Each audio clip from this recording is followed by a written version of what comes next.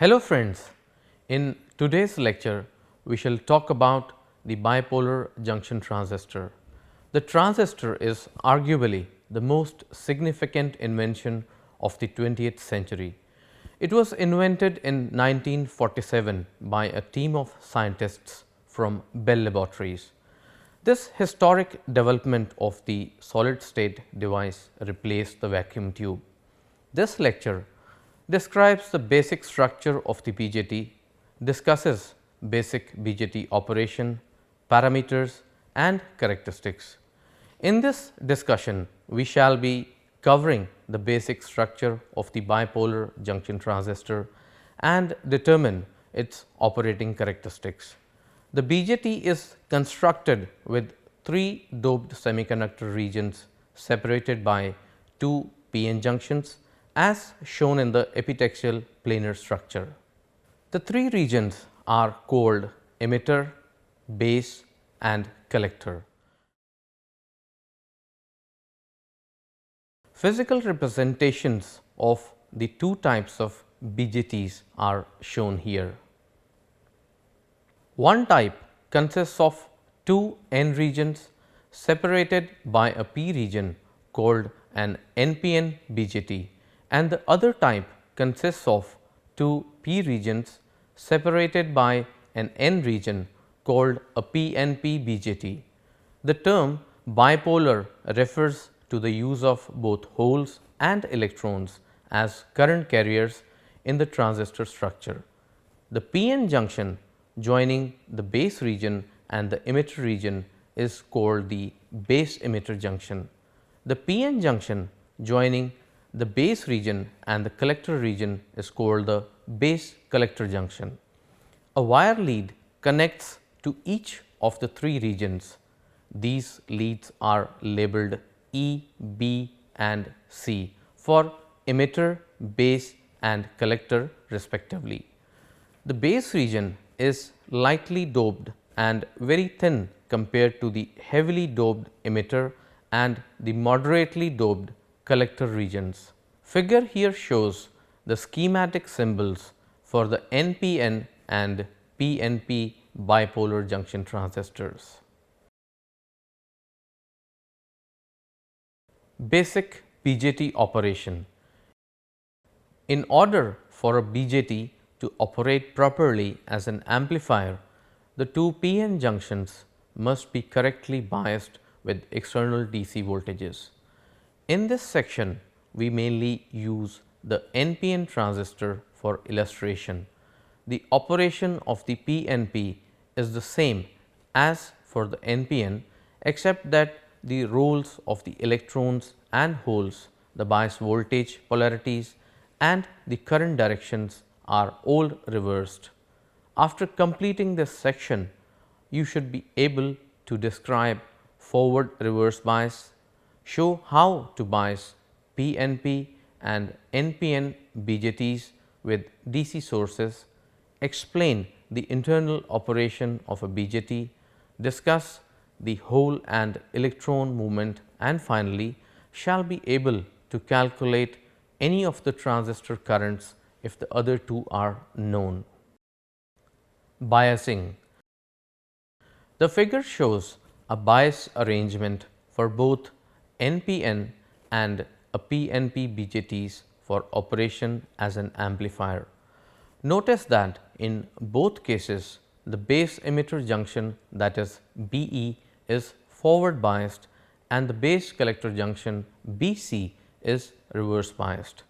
This condition is called forward reverse bias. To understand how a transistor operates, let's examine what happens inside the NPN structure.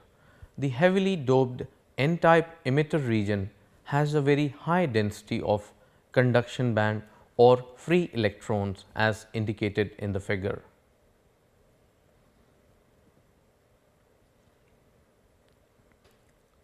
These free electrons easily diffuse through the forward base BE junction into the lightly doped and very thin p-type base region as indicated by the wide arrow. The base has a low density of holes, which are the majority carriers, as represented by the white circles. A small percentage of the total number of free electrons injected into the base region recombine with holes and move as valence electrons through the base region and into the emitter region as hole current. When the electrons that have recombined with holes as valence electrons leave the crystalline structure of the base, they become free electrons in the metallic base lead and produce the external base current.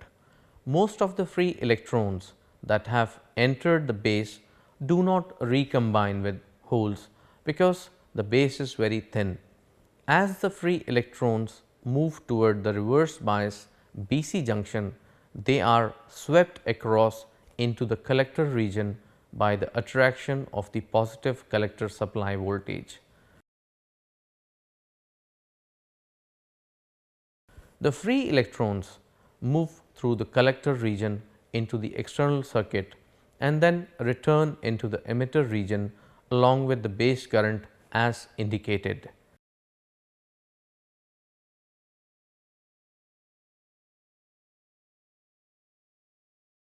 The emitter current is slightly greater than the collector current because of the small base current that splits off from the total current injected into the base region from the emitter.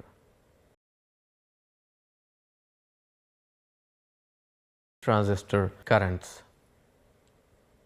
The direction of the currents in an NPN transistor and its schematic symbol are as shown in part A of the figure. Those for a PNP transistor are shown in part B. Notice that the arrow on the emitter inside the transistor symbol points in the direction of conventional current.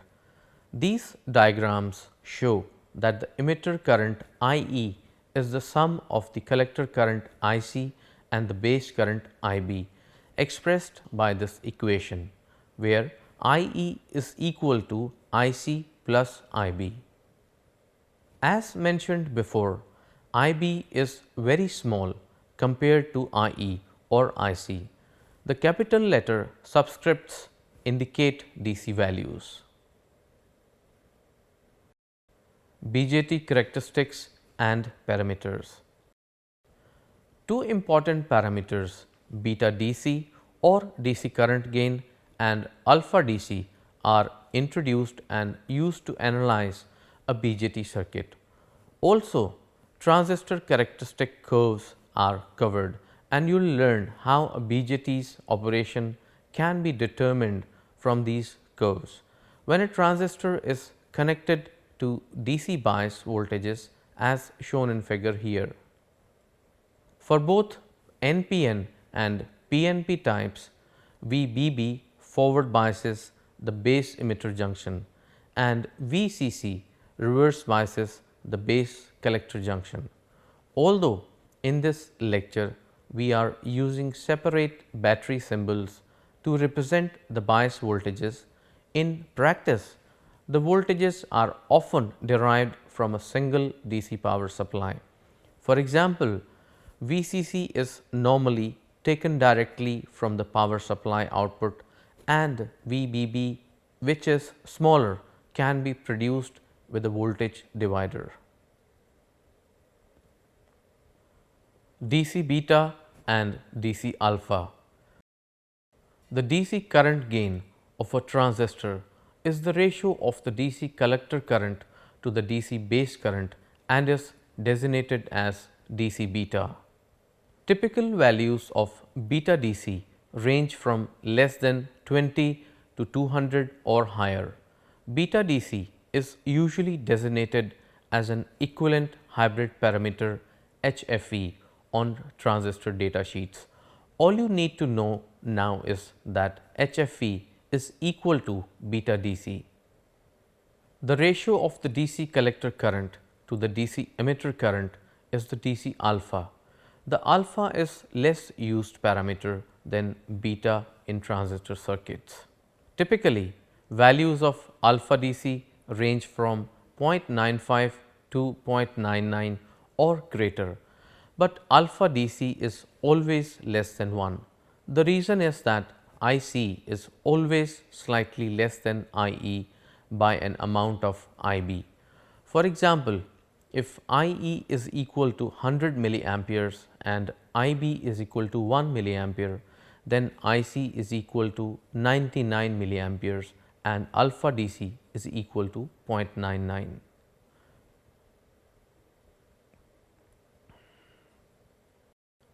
Transistor DC model. You can view the unsaturated BJT as a device with a current input and a dependent current source in the output circuit as shown in figure for an NPN transistor. The input circuit is a forward biased diode through which there is base current. The output circuit is a dependent current source shown by diamond shaped element with a value that is dependent on the base current IB and equal to beta DC IB. BJT circuit analysis. Consider the basic transistor bias circuit configuration as shown in figure here. 3 transistor DC currents and 3 DC voltages can be identified, namely IB, that is DC based current, IE DC emitter current, IC DC collector current, VBE DC voltage at base with respect to emitter, VCB DC voltage at collector with respect to base, VCE DC voltage at collector with respect to emitter. The base bias voltage source VBB forward biases the base emitter junction and the collector bias voltage source VCC reverse biases the base collector junction. When the base emitter junction is forward biased, it is like a forward biased diode and has a nominal forward voltage drop of VBE approximately equal to 0.7 volt. Although in actual transistor VBE can be as high as 0.9 volt and is dependent on current, we will use 0.7 volt throughout this text in order to simplify the analysis of the basic concepts. Since the emitter is at ground, by Kirchhoff's voltage law, the voltage across RB becomes VRB is equal to VBB minus VBE. Also by Ohm's law, VRB is equal to IB into RB. Substituting for VRB yields IB into RB is equal to VBB minus VBE. Solving for IB, we get this equation.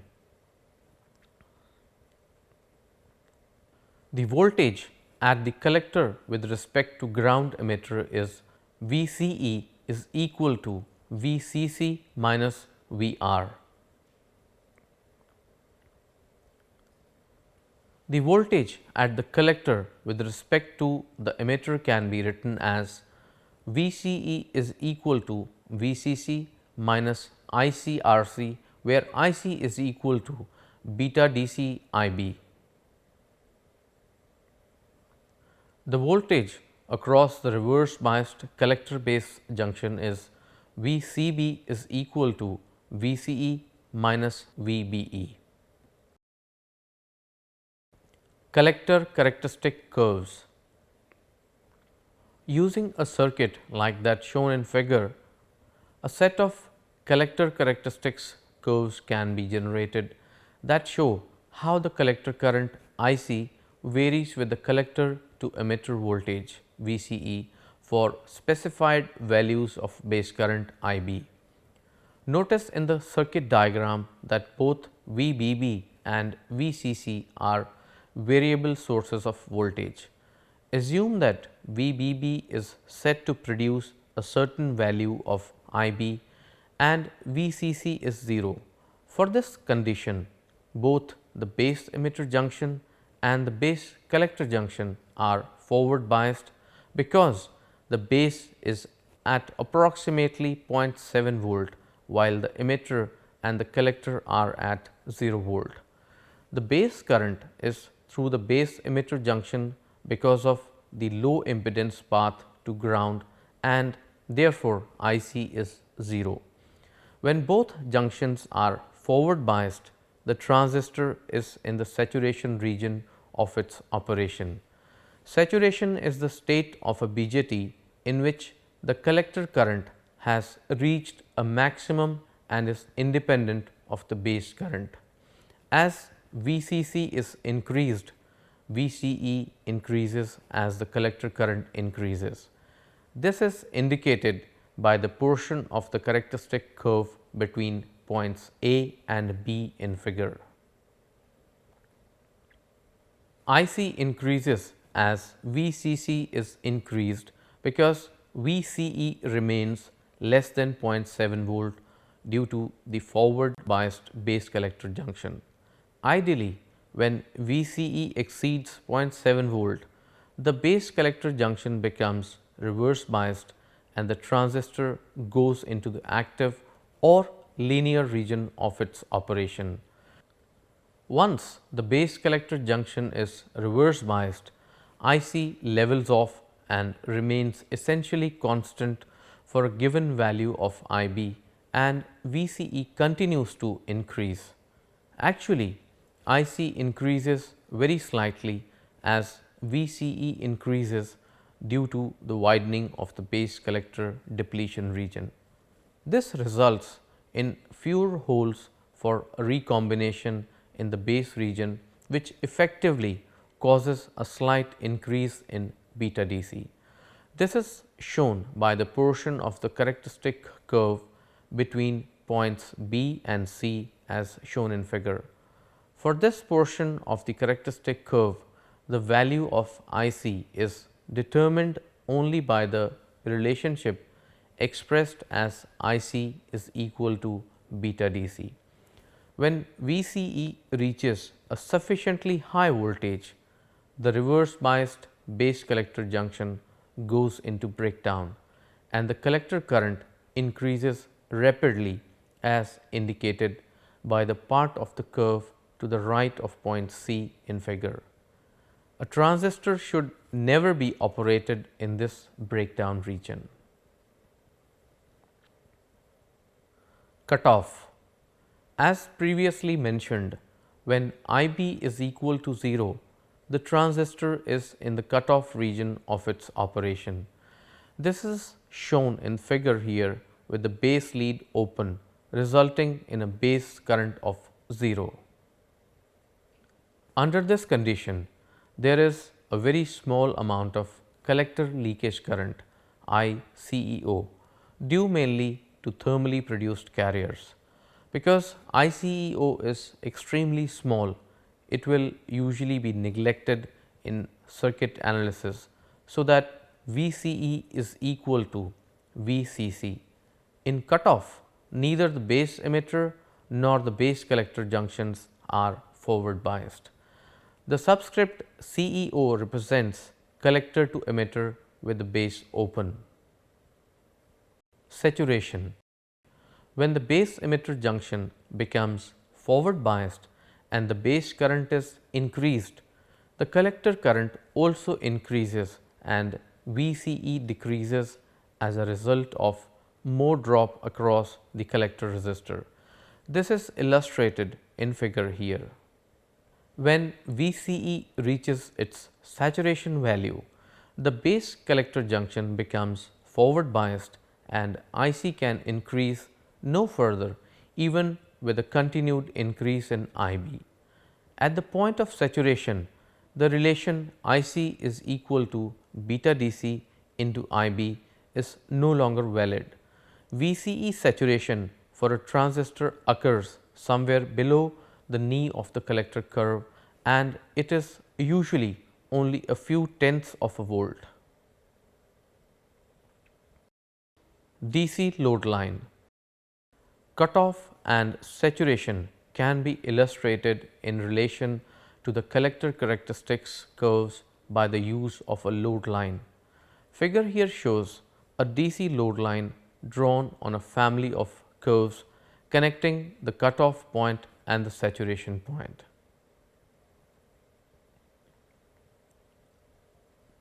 The bottom of the load line is at ideal cutoff, where IC is equal to 0 and VCE is equal to VCC.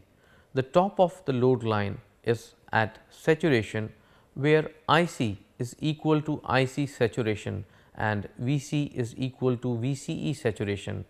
In between cutoff and saturation along the load line is the active region of the transistor's operation.